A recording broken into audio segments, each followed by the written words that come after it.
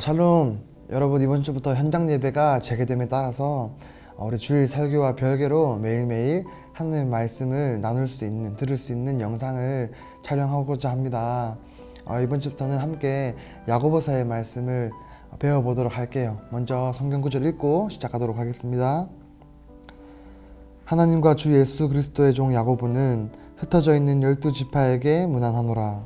내 형제들아, 너희가 여러가지 시험을 당하거든 온전히 기쁘게 여기라. 이는 너희 믿음의 시련이 인내를 만들어내는 줄 너희가 알미라. 인내를 온전히 이루라. 이는 너희로 온전하고 구비하여 조금도 부족함이 없게 하려 함이라. 너희 중에 누구든지 지혜가 부족하거든 모든 사람에게 후히 주시고 꾸짖지 아니하시는 하나님께 구하라. 그리하면 주시리라. 아멘.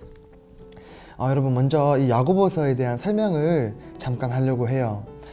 이 야고보서를 쓴 이 야고보, 성경에는 야고보라는 이름을 가진 사람들이 굉장히 많아요. 예수님의 제자들 중에도 야고보가 있고요. 그런데 이 성경을 쓴 야고보는 예수님의 제자도 아니고 바로 예수님의 동생으로 알려진 야고보라는 사람입니다. 이 사람은 예루살렘 교회의 초대 수장이었어요. 그만큼 영향력이 있었고 하나님에 대한 복음과 성경에 대한 지식도 충만한 사람이었습니다. 그리고 이 당시 예루살렘은 유대교가 아니라 예수님을 믿게 된 사람들에게 정신적으로나 영적으로 위로가 되고 안식처가 되는 곳이었습니다. 그래서 야고보는 이 예루살렘 교회와 더불어 예수님을 믿는 사람들에게 하나님의 위로와 소망을 알려주기 위해서 바로 이 편지를 썼습니다. 야고보서의 주제는 행함 없는 믿음을 꾸짖고 있는 것입니다. 한마디로 믿음이 있는 사람은 그 믿음에 합당한 행동을 한다라는 것입니다. 그런데 이 당시의 사람들은 그러지 못했던 것 같아요. 자, 우리가 그동안 바울을 통해서 믿음에 대해서 배웠습니다. 전도사님이 늘 이야기했죠. 우리가 하나님을 믿게 되는 거에 있어서는 우리의 행위나 우리의 어떤 모습이나 모양은 조금도 보탬이 될 수 없다라고 말합니다. 우리는 오직 하나님이 주신 믿음으로 말미암아 의로워지고 그 하나님이 주신 믿음으로 말미암아 구원받게 되어진다라는 것입니다. 이 단어를 조금 전문적인 단어로 바로 이신칭의라고 하는 겁니다. 그런데 이 당시에 이 복음을 들은 사람들은 두 부류로 나누어지게 됩니다. 첫 번째 부류의 사람들은 내가 하나님을 믿고 구원받을 수 있는데 나는 아무것도 할 수 없다고? 하나님이 다 해주신다고? 그럼 내가 더 이상 할 게 없구나 라는 생각을 가지고 자기 마음대로 살아가는 것입니다.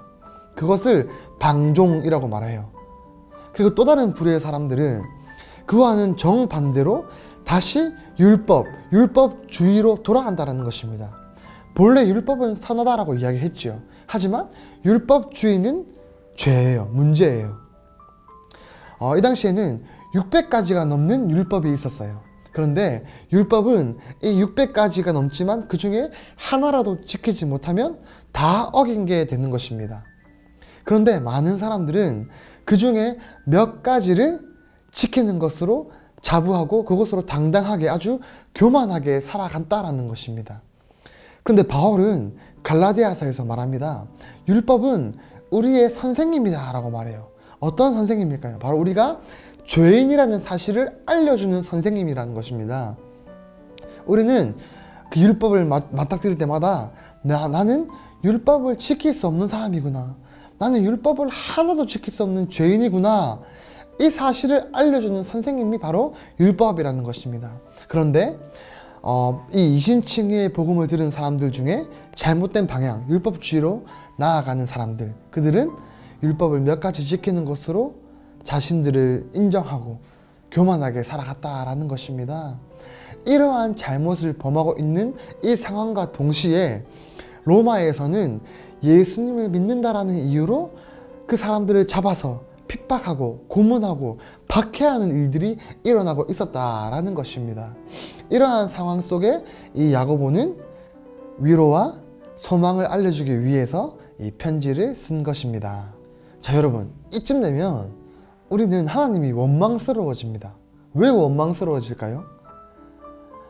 이렇게 우리가 하나님 말씀대로 살 수도 없고 또 우리 마음대로 살아가는 이 모습을 통해서, 그리고 하나님을 믿는다라는 이유로 로마의 핍박을 받게 된 이 상황 속에서 하나님을 원망하게 됩니다.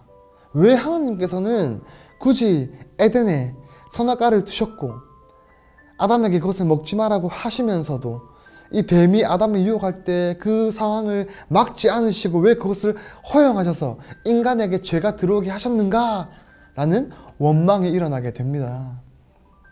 근데 하나님께서는 아담에게 그러한 기회를 주신 이유는 아담을 통해서 완전한 순종을 받기를 원하셨기 때문입니다. 하나님은 아담이 그 유혹에 넘어가지 않고 하나님이 하신 말씀을 지키기를 원하셨어요. 그런데 아담은 그 말씀을 지키지 못했고 선악과를 먹음으로써 인간에게 죄가 시작되게 되어진 것입니다. 그런데 아담이 실패한 그 순종을 누가 이루셨다고 했죠? 바로 예수님께서 오셔서 하나님의 말씀을 다 이루시고 그 말씀을 다 순종하셔서 첫째 아담은 실패했지만 둘째 아담이신 예수님께서 그 모든 것들을 다 이루셨다라는 것입니다.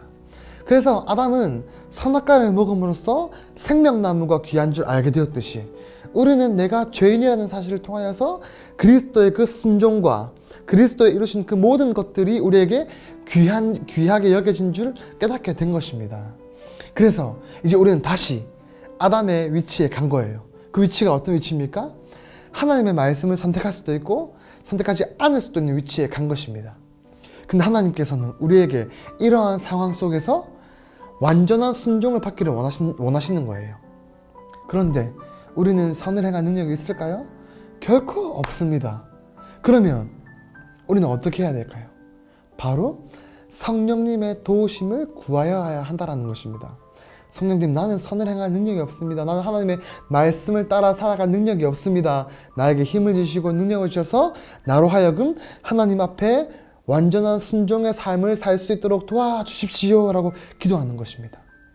이것이 바로 야고보가 말하고 있는 온전한 행함이라는 것입니다.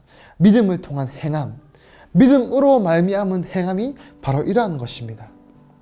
여러분, 우리가 계속해서 야고보서의 말씀을 통하여서 이러한 행함과 믿음의 관계를 좀 배워가기를 원합니다. 사실 루터라는 사람, 종교개혁자를 알려준 루터라는 사람은 이 야고보서를 지푸라기 서신이라고 말했어요. 왜냐하면 이것이 사도 바울이 말한 이신칭의와 이어지지 않는다라고 생각했기 때문이에요. 하지만 우리의 스승님이신 칼빈이라는 사람은 루터가 생각한 것처럼 이 야고보서는 행함을 통해서 구원을 받는다는 게 아니라 믿음을 통해서 행함이 이어져 나온다라는 것을 알려주었던 사람입니다. 우리가 계속해서 야고보서의 말씀을 배워가면서 행함을 통한 구원이 아니라 믿음을 통한 행함, 그리고 그 믿음을 통한 구원의 관계들을 배워가서 이 힘들고 어려운 시기 가운데에 바른 복음으로 우리가 위로를 얻고 살아갈 수 있는 귀한 매일매일이 되었으면 좋겠습니다.